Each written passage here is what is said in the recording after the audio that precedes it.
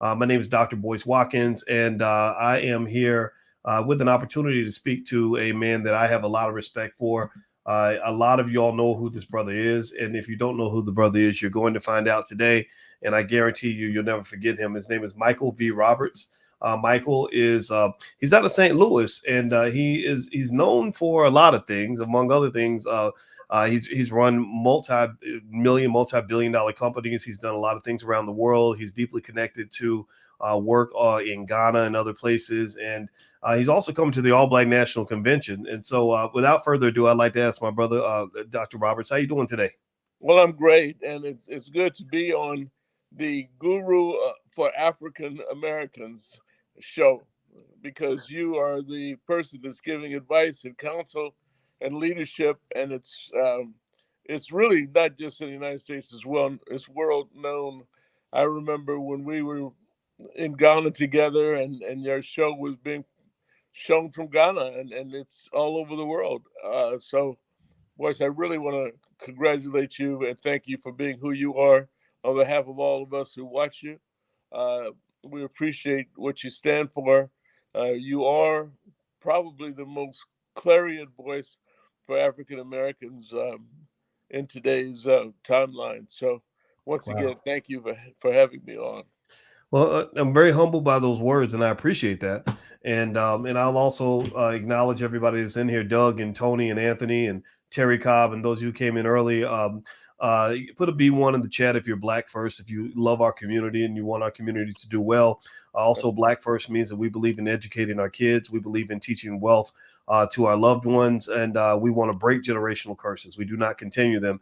And I'm going to say this as I humbly accept the kind words from Dr. Roberts, is to say, I'm nothing without my people. I'm nothing without everybody in here supporting us. And so I want to thank everybody out there too. So his compliment to me is a compliment to you all, because I think we're making Black history here. So Dr. Roberts, let me ask you this question. Let's just, I guess, start from the beginning. I was intrigued with your story. You know, I remember when my brother, who's my number one business partner, read about you and your brother.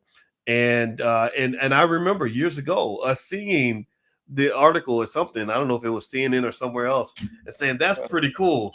That's pretty cool. Yeah. Uh, and I guess I want to start there. Like, how does that feel to have been able to do so much with someone who's right in your own family? Does that? I mean, I know it has its ups and downs, but what does that feel like for you in terms of making that sort of success different from, say, if you've gone off and done something on your own? Well, let me begin by saying that, we have excellent parents, Victor and Dolores Roberts. So we just lost my dad at 99 and a half just a few months ago. And a couple of years before that at 92, my mom, and they'd been married 75 years. So that would immediately sort of indicate that there was a certain stability in our household as a result of our parents looking out for us, making sure that we're doing the right thing, getting us properly educated. Steve and I, my brother and I, both went to law school. We both came out of law school, and within a year or two were elected to our Board of Aldermen or City Council in St. Louis. I served 8 years. Steve served 12. So our commitment to the community was through the political activities. And by the way, I mean, when I graduated from law school, I moved 2 blocks from the projects in St. Louis, the Blue Line projects, where I was, you know, learning an awful lot about the challenges our people face. As an alderman, you're almost like a junior mayor. So no matter whether it's a drug issue that's going into a community we have to somehow seed out, or even if it's, you know, problems that are domestic in nature, sometimes, you are asked to step in and give advice and counsel and give direction. Well, at the same time, I was looking at our neighborhoods, and we saw that so many of our wonderful homes were being left vacant. The very homes that parents had worked day and night, extra hours in order to pass on as their legacy for their children. But our children were so busy trying to run to the suburbs and get away from the neighborhood that the properties were going to seed. And so I looked at those and I started to invest in my own neighborhoods. and realized that at some point in the future, property on the inner city will become extremely valuable. And it's they say there's gold in dim their streets, as we said. And sure enough, many years later, the regentrification of a community is clearly showing that white folks are coming back into black neighborhoods that were black at one point and taking those homes and developing them. Mm. So to do my part, and my brother and I decided we would start there. We moved on to build, and we bought an old Sears building in North St. Louis. In the 80s, Sears was moving out of neighborhoods as they became more black, and many cities have big boarded up monoliths to drug trafficking and crime. We didn't want that to happen. We were just born 2 blocks from this building. We acquired it. We developed it out. We held it for nearly 40 years and recently sold it to the St. Louis Regional Urban League, who've now taken it and advanced it into a tremendous facility. And we're talking 200,000 square foot building that's now offering even more services. Now, we had 50 or 60 tenants, but now with the Urban League, we have it as a adaptable reuse, both for purposes relating to retail. We had a dentist, we had an optometrist at one time, and a variety of different. It was really a mixed bag of businesses that we negotiated into the facility. And today it's great. Across the street, we acquired the balance of the land, and we built a 42,000 square foot strip shopping center. It was our first of a few, and then I found myself being elected as the first Black on the International Council of Shopping Centers, which is all the shopping centers, the developers, the tenants in the world that relate to that type of business. It was a great experience and one that I was able to give back in a variety of ways. We then decided we would go down into the downtown area. We bought our first hotel after having built a few TV stations. We ultimately owned 12 full power TV stations, largest Black owned group of TV stations in history. Sold some of them, started buying hotels. We ended up with 12 hotels around the country, sold some of them. We built a wireless phone company. We're probably I'm sure we're the only Blacks who've ever built and owned and operated a true telephone company. It was at the time when digital phones were coming into play. Back before that, you probably remember Boyce, the coolest guy in the movie, had a briefcase with a phone in it, and it was an analog phone, so it was that snap, crackle, drop type phone. And now moving into the digital, by being sort of a futurist, which I'm considered to be, I always jumped ahead of where we were and put our business into a location that was going to embrace by the future. And true enough, analog phones became the standard. Now everybody has one. In fact, I was joking on the interview the other day. I said, how many people get paranoid if they're more than 4 feet away from their phone? It's like an appendage to your body, and yet it's a entrepreneurial venture. We took that company public, and then ultimately sold it to Sprint. Began some investments in the Bahamas. We're the largest African American developer in the New Providence or Nassau area, which is again, just one more pleasure. And now I'm looking at opportunities in Africa. But saying all of that, setting an example for young and emerging entrepreneurs, as well as seniors who are now free of children with more money and better education they've ever had, that they need to go after their dreams, which they still have. And if you have a dream, the first thing you have to do is you have to wake up. And then you have to sit up and you have to stand up, and then you have to prosecute your dreams, go after those dreams. And this is what I'm hoping that as people read my two business books, Action Has No Season and Action Has No Season 2.0, that they'll see that, a kid from, in this case, North St. Louis, we weren't rich, we weren't poor, we just never had any money, could, build a company that, as you said, CNN once declared it to have a valuation of close to $1 billion. And we built it from scratch. Interesting. So, and everybody who just came in, I'm speaking with Michael V. Roberts, who is an entrepreneur. He's the author of a couple of books, actually. Action Has No Season and Action Has No Season 2.0. So I encourage you guys to go look for those books. And also, as you come in, hit the thumbs up button, thumbs up, share, subscribe. I'd be curious to ask you this, Dr. Roberts. So, as you know, public schools and universities don't teach people to become millionaires or billionaires. They just, that's not in the curriculum. Everybody can't do it.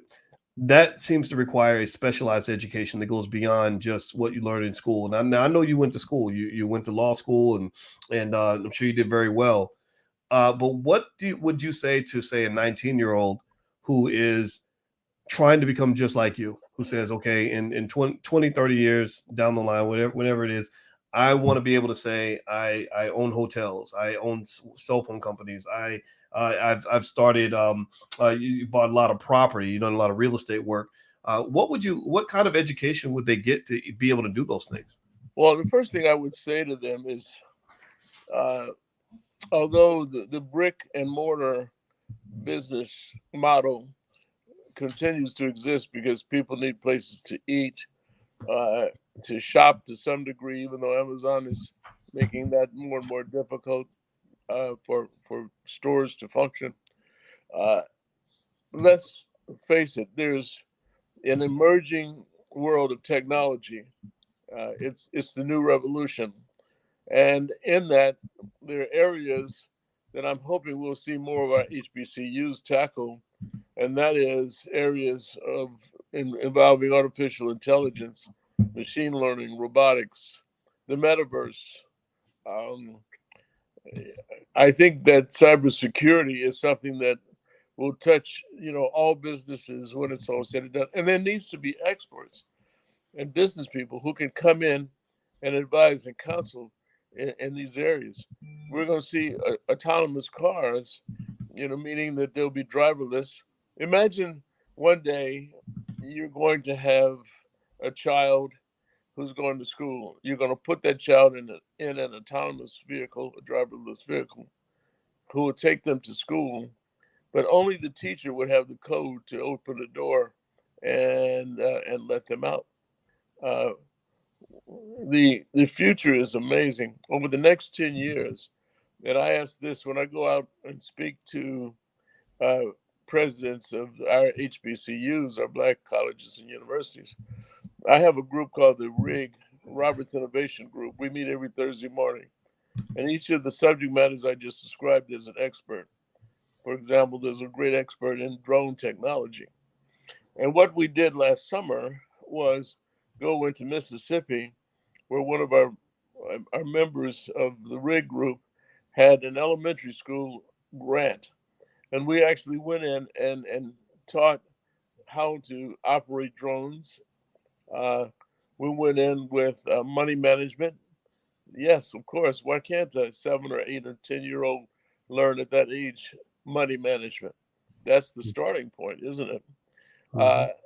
And we also had esports, which is one of the great emerging businesses that a 14-year-old can make $100,000, playing in just a few games.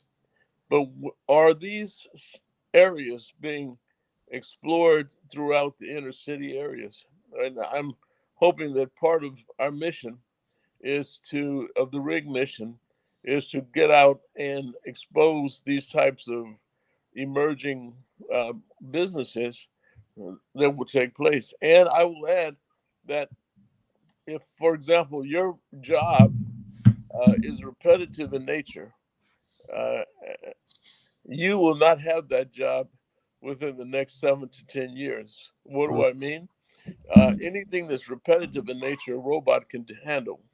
It'll be cheaper and easier But somebody has to repair those robots. Somebody has to be able to operate them in many ways and build them, of course. So even though we may see, you know, 8 or 10 million jobs going south as a result of technology, I project we'll probably have close to 60 million new jobs that'll be created as a result of technology. Well, are we being educated? And it's again, I would ask the dean of the school or the president of the school, where do you think people will be spending money 10 years from now? How will they be spending it? And what currency will they be using? Will they be using cryptocurrency as a predominant global form of currency? And if that's the case, do we understand it? Are we investing in it? Well, what are the considerations? So we have a lot of emerging businesses, and this is a very dynamic time for folks to explore their own dreams and their ideas and their aspirations. Um, so this is what I'd like to see. I'm sorry. Yes. No, I was going to say that what you said makes sense. I used a really important word a second ago. Or you used a lot of important words, but one that popped out is invest. What I see as far as a pattern in your life and in the lives of many people I know who were able to win this economic game is that ability to see the future and to invest in the future right now, right? To plant your seed right now so that when the harvest comes, you're ready to collect. And a lot of us do the opposite. A lot of us follow the trends. We follow the crowd. We wait until something becomes hot and trendy and interesting, and then we want to invest in it. Well, by that time, it's too late. Like the stock market. The best time to invest in the stock market is now, not when the market's going up. You invest while it's going down, and then you catch the wave going up. And I think a lot of people don't get that.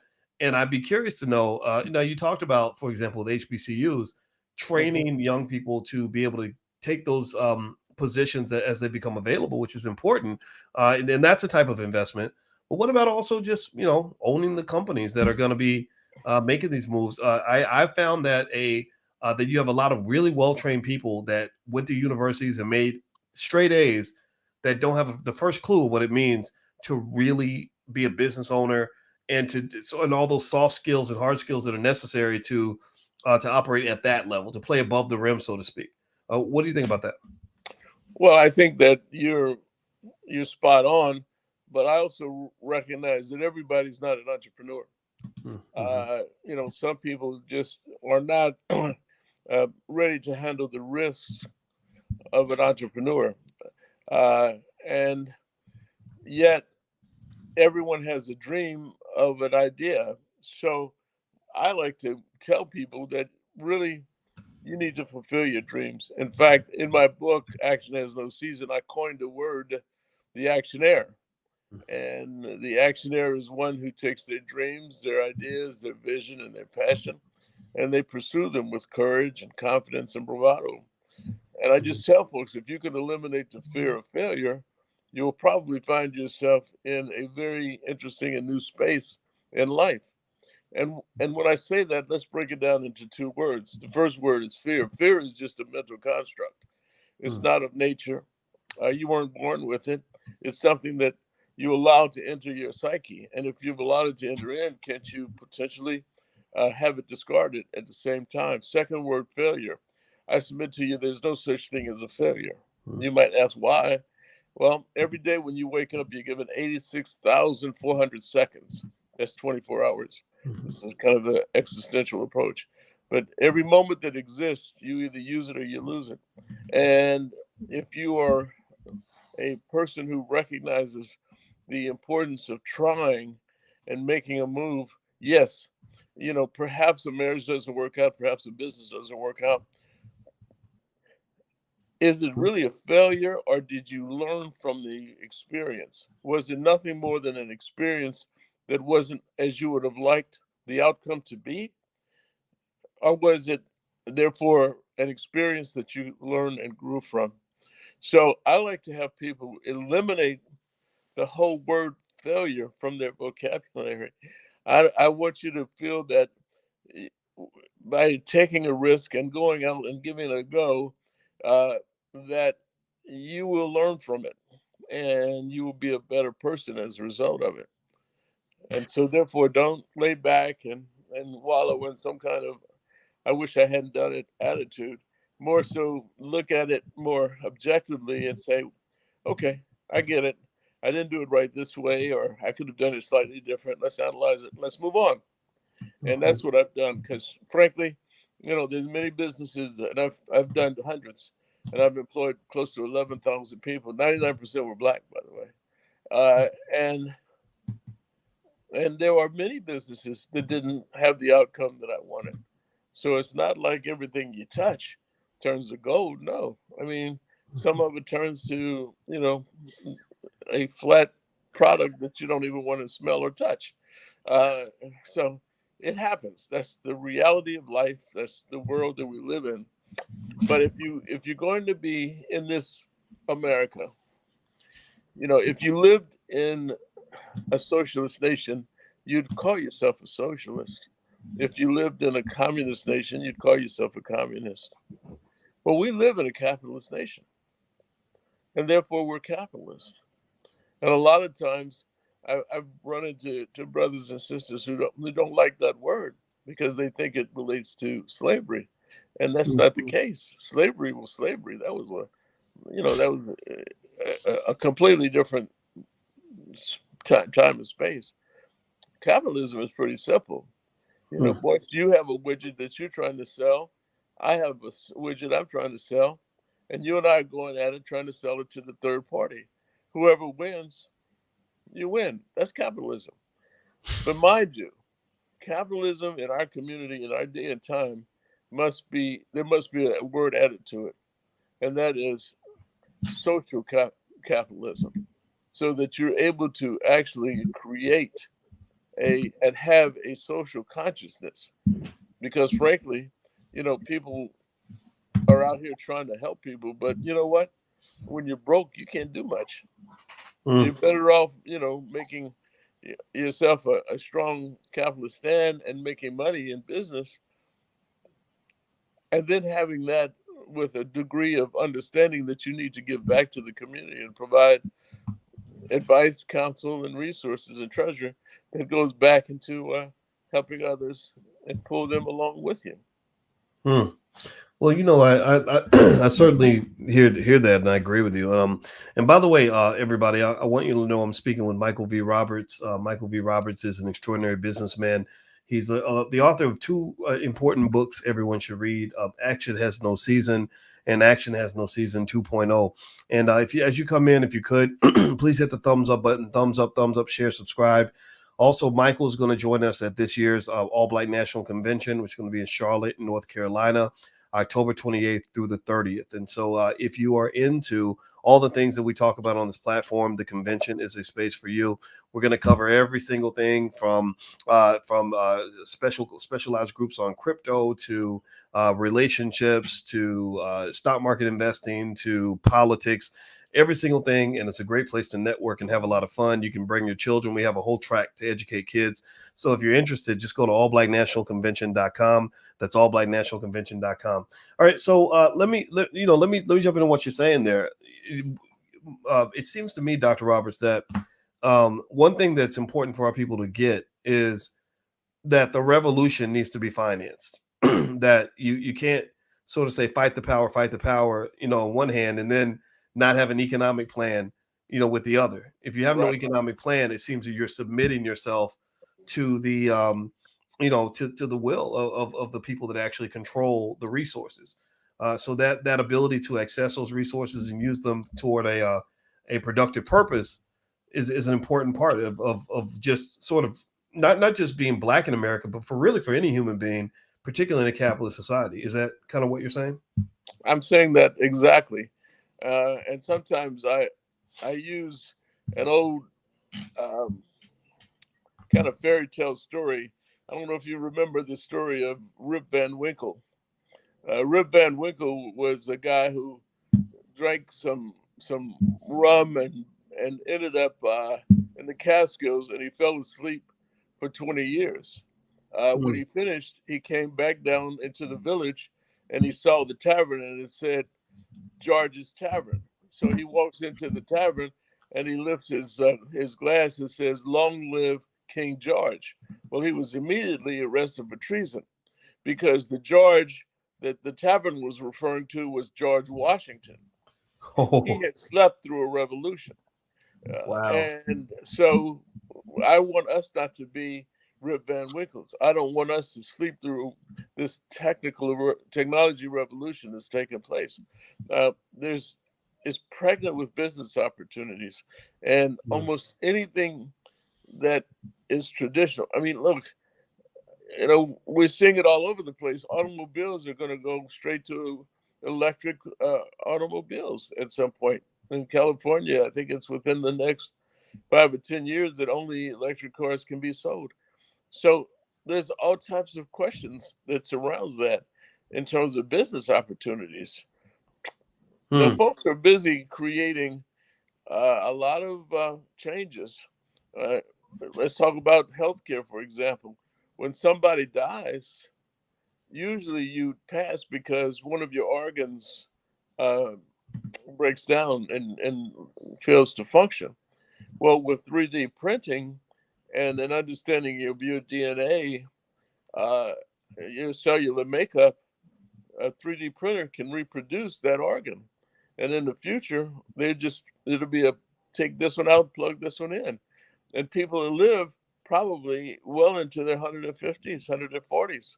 That's my futurist opinion. Now, that means that there's still going to be a need for housing, food, uh, a lot of the basics that folks are going to have entertainment, recreation. Those are still businesses that are going to exist. But at the same time, I see this emerging concept that I call the robo sapien.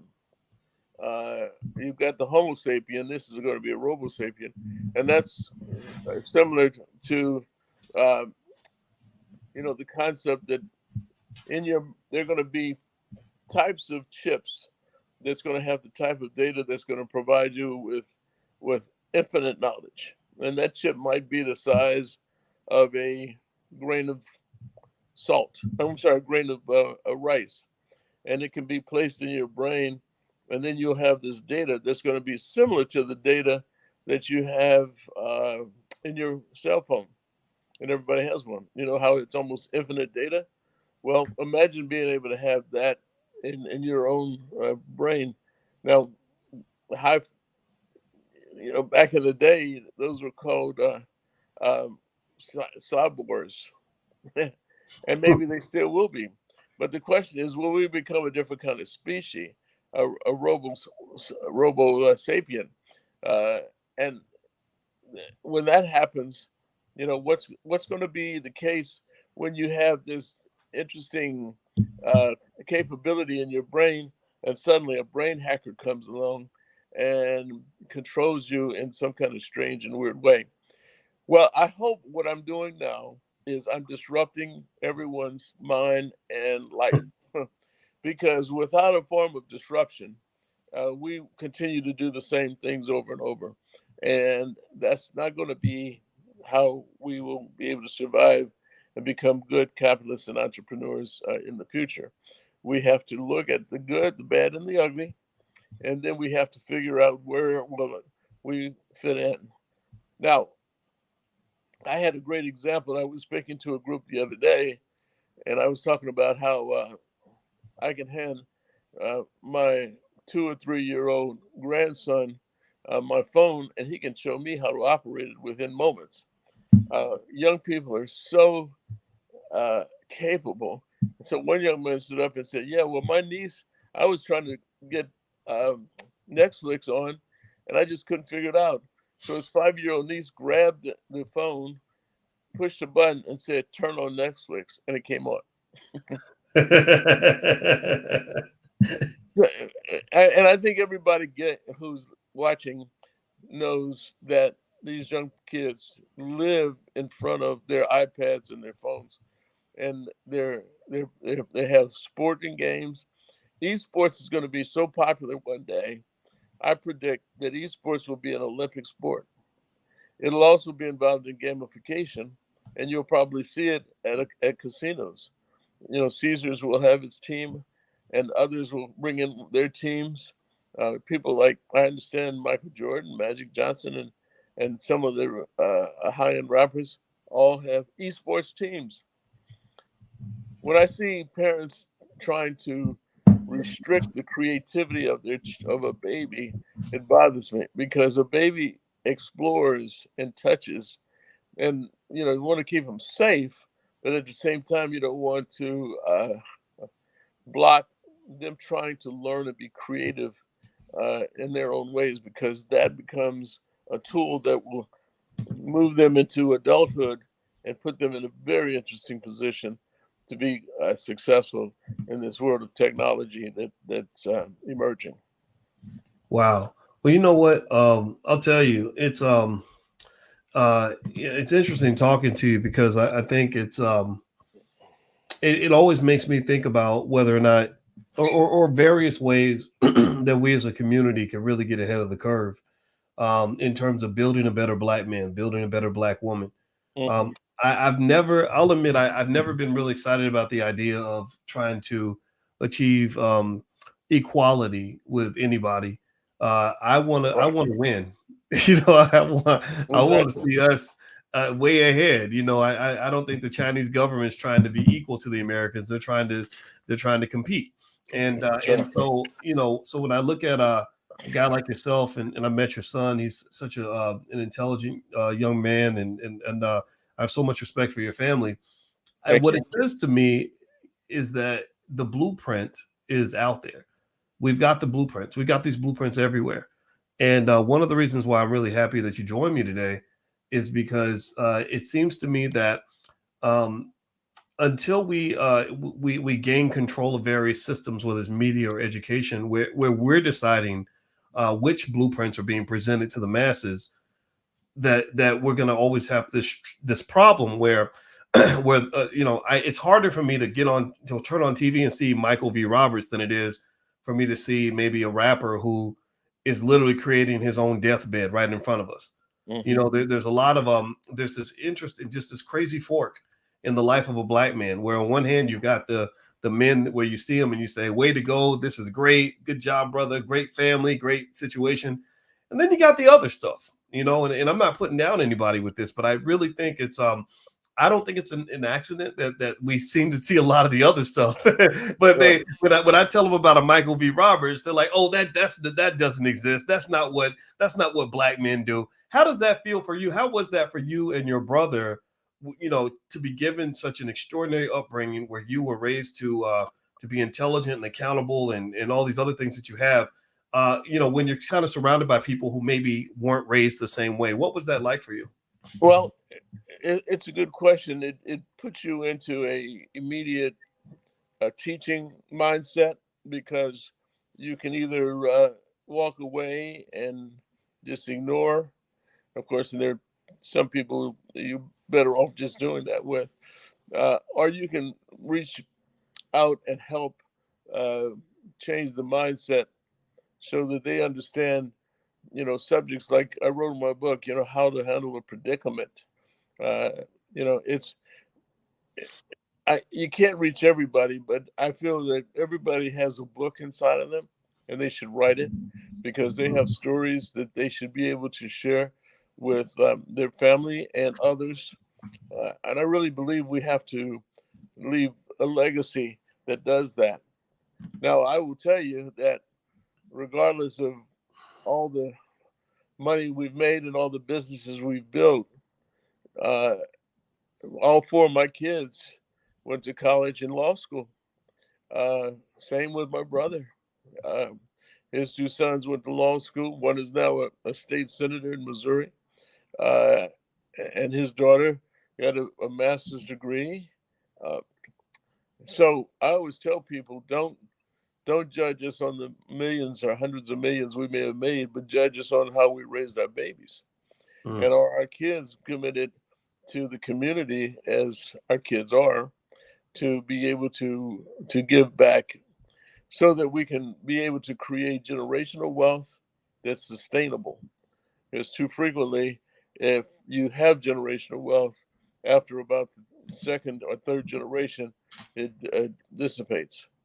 So it's also, how do you raise your children to value the importance, yes, of course, of education, but they value the importance of a dollar. And how does that work? And how do you understand saving as well as investing? And is investing really a form of saving? Well, the answer is yes, it is. So, you come with all of the, there's no do-it-yourself kit, certainly, but I like the idea of being able to set myself out. My brother does the same thing. My kids are doing the same thing, as examples. Mm. Because like I told you, for 10 years, I lived 2 blocks from the projects. So as I tell people all the time, boys, don't let the light skin fool you. I got plenty of street cred.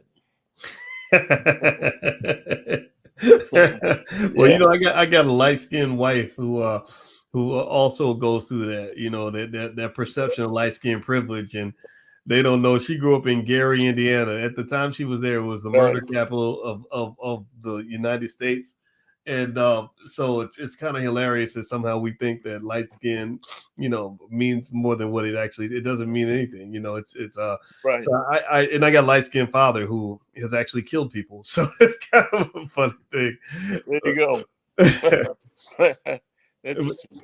Well, I tell you, I know you're a busy man, I'll ask you one more question, then let you go. But I'll say this, everybody, if you could say something in the chat, give a digital thank you to this brother for the great work that he's doing, the great example that he's setting, and the great lessons that we can learn. I want to just tell everybody, these are your teachers.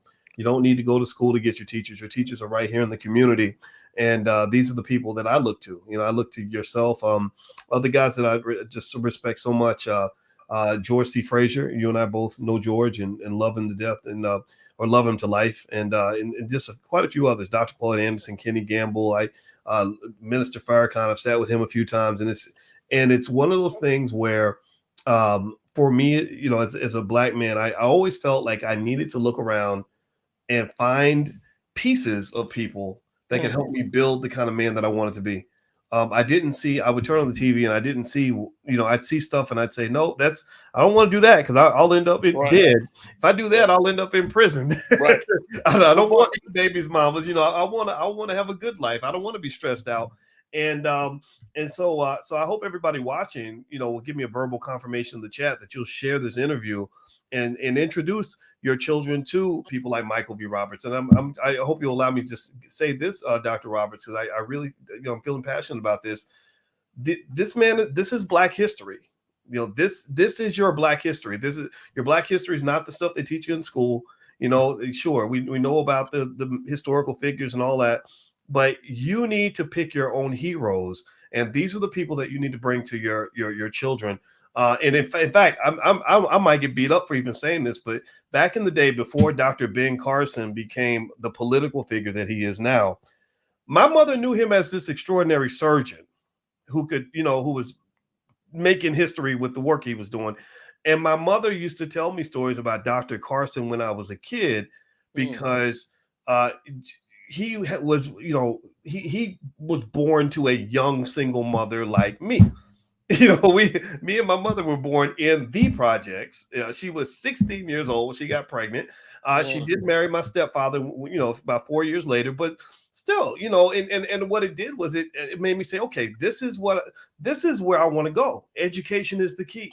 That's how, hard work, success, accountability, all these things. So again, I know the politics of Dr. Carson have kind of confused things, and we can debate that, but I really think, as a community, we have to pick our heroes, latch on to them, and then take it upon ourselves to promote these individuals to our children. Like your public school will probably never teach you about Marcus Garvey. They'll never teach you about A.G. Gaston. They'll never teach you about Michael V. Roberts, but that's okay, because that's our job. So Dr. Roberts, I'll give the floor to you for the last question. So what's next? Tell me about, okay, so you're coming to the convention. Everybody watching, if you come to the All Black National Convention, you can meet Dr. Roberts right up close and personal. He's a cool guy. He'll be around. You can shake his hand. You can talk to him and everything else. Tell me about some of the work you're doing, particularly in Ghana. You and I went to Yeah. Ghana a couple of years right before the pandemic. It was a transformative experience. What's sort of next for you? Maybe you can start in Ghana if you want to. Well, let me just say, I was with a number of kings last night, where I received the Presidential Lifetime Achievement Award, uh, and with me, who also received that from President Biden, uh, was George Fraser, who, of course, you just named, and my dear friends, the Minister Louis Farrakhan, who's stayed at my house in the Bahamas, who's uh, I've dined at his home. I was one of the largest organizers in St. Louis for the Million Man March. So notwithstanding, being able to take three companies public, or being involved with taking three companies public, uh, ringing the bell at Wall Street that people see people ring every morning. I was there, my brother and I, when we were involved with one of the companies that we took public. Uh, so there's nothing wrong with being able to have this expansive life concept. I'm a I'm a member of Kappa Alpha Psi fraternity, where I would receive the highest award that could be given by a fraternity to a brother, the Laurel Wreath. I'm a 33rd degree Mason. Uh, my point is, there's a variety of things that we can be diverse. You see, and so as you look at reaching across the pond to our motherland of Africa, uh, we got to recognize that it is the wealthiest continent on the face of the earth, and yet it's the poorest. Uh, and that's because, the materials, the valuables, the gold, the diamonds, the bauxite, the cocoa that's going all over the world is coming from Africa. Hmm. If you look at cocoa, for example, there's about $5 billion worth of cocoa that leaves um, Africa, mostly the Congo, and yet it's $100 billion business, but only five stays in Africa. So what does Hmm. that say? That tells you that maybe what we need to do is go over and look at processing companies, so that it's processed in the country that it's harvested from, which will create jobs and create commerce, and begin to place those of us in the diaspora to be able to go back home. As you know, they installed me as a king in Ghana, in the Adat region. You were part of the Kubo Kante family. Uh, and so, uh, but you don't have to call me Your Majesty. But I don't mind. but the thing is, over here we may not really grasp the significance of being a paramount chief or a king, and what that really means. And as you experienced, I mean, once you are exalted and you're part of the family, everywhere you go in Africa, it's all black folks. And and everybody is respectful of each other.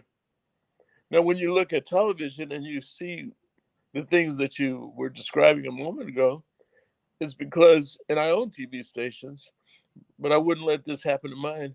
The the in the newsroom, the phrase is, if it bleeds, it leads. Hmm. If it bleeds, it leads. So if Hmm. somebody's bleeding and hurt, that's the lead story. It's, you know, and instead of it being some great and wonderful stories about family members and folks helping people on a regular basis, it's just they've indoctrinated people to the point where they're wondering, well, what happened? Hmm. What happened in last night? What happened over in the morning? I mean, etc. Hmm. I'm not here to try to,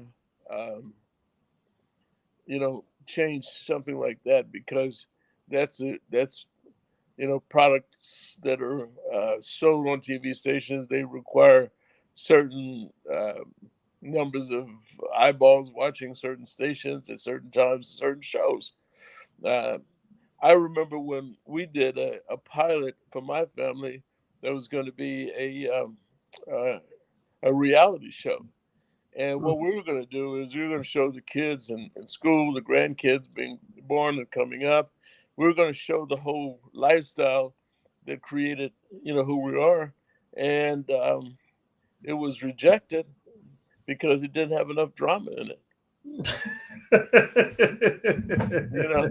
Well, they needed people, fighting and cursing and acting ignorant.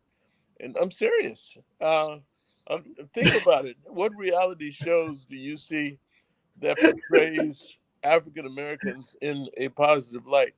But what they don't understand in the business world, there's a lot of drama. There's a lot of nail biting. There's a lot of questions as to should I go this way or that way. We were going to create our own Shark Tank type approach. We're going to where we would evaluate black businesses, small businesses coming to see us that we could potentially fund and help grow and provide services. I mean, and there's drama in these things. Good, solid, nail-biting drama in the business world. But that's not what they, that wasn't what Hollywood wanted.